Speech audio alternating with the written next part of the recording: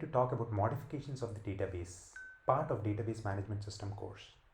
In SQL, you can use the data modification language DML to modify the data in a database. The DML includes the insert, update and delete statements, which are used to add, modify and delete rows in a table respectively. Here is an example of an insert statement in SQL. This statement inserts a new row into the customers table with the specified values for the customer ID, first name, last name and email columns. And here is an example of an update statement in SQL.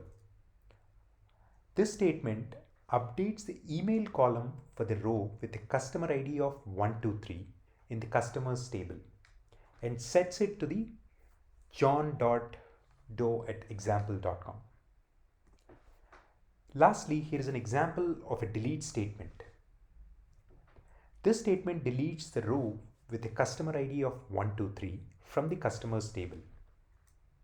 It is important to be careful when using DML statements as they can permanently modify the data in a database. It is a good idea to make a backup of your data before making any significant changes. Hope this was helpful. Thank you for watching.